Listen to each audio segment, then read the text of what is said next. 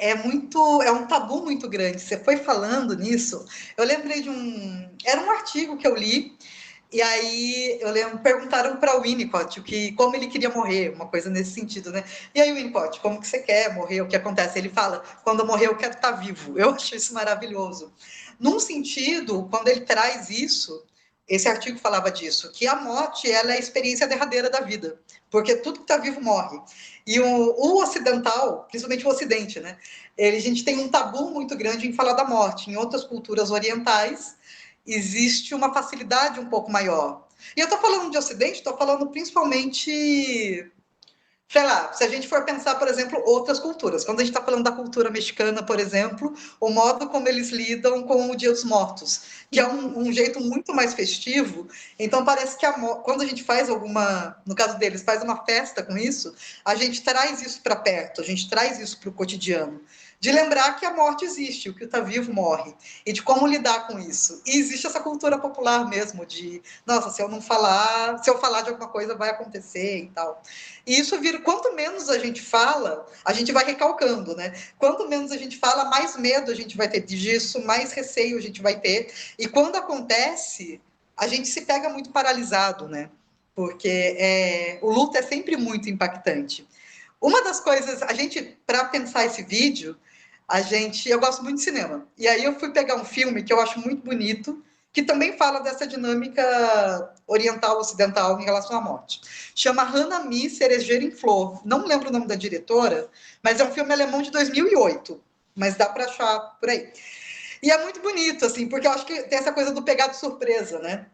Que existe um casal de idosos, estão lá os filhos já crescidos e tal, e descobre-se que o marido tem uma doença terminal, enfim, optam por não falar para ele. Aí a esposa está lá cuidando de repente a esposa tem uma morte súbita. E ele se vê meio, nossa, todos os filhos também se preparando para a morte do pai. E aí essa mãe, de repente, morre e ela tem uma fantasia, um desejo de viajar para o Japão. Ela estudava danças específicas do Japão, o Butô e tal. E aí ele, para lidar com esse luto, para buscá-la de algum modo, ele vai até o Japão.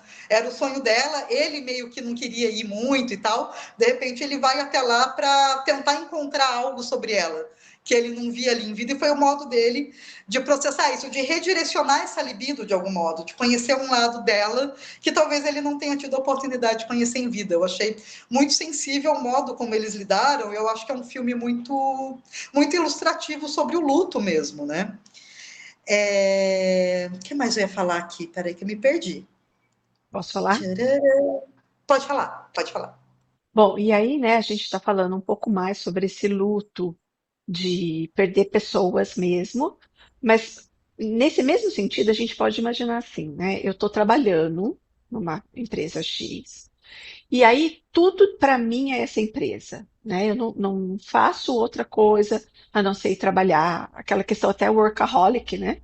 Eu vou trabalhando, trabalhando, trabalhando, eu não tenho vida além do trabalho. E aí, de repente, eu perco esse emprego. Aí, pronto, né? É um luto forte e que pode possivelmente cair numa melancolia, porque eu não sei fazer outra coisa a não ser trabalhar, a não ser estar nessa empresa. Então, eu não vivi, eu só fiquei naquilo. Então, isso é importante também falar sobre as possibilidades. Então, hoje eu trabalho na empresa X, mas continuar aprendendo, continuar se desenvolvendo, porque amanhã eu posso estar na empresa Y e está tudo bem, né? A questão é eu aceitar que esse processo ele tem começo, meio e fim, Uhum. principalmente quando a gente fala em questão de trabalho. Às vezes as pessoas falam, nossa, fiquei tantos anos na empresa, depois fui mandada embora, não sabia o que fazer. Por isso, às vezes a pessoa passou, sei lá, 20 anos da vida só trabalhando, sem pensar no dia a dia dela, sem pensar o que ela poderia fazer além daquilo, né? Porque às vezes eu trabalho, sei lá, trabalho numa área específica e eu me enfio só naquilo, mas, poxa, eu gosto de arte, eu gosto de artesanato, o que mais que eu posso fazer além disso? Então, tem isso também, né? Quando a gente se fixa muito só numa coisa e aquilo eu perco, aí é muito difícil de se recuperar. Falando um pouquinho, né, sobre o que eu falei de falar de morte, né? Falar sobre. Tem uma autora, ela chama Ana Cláudia Quintana.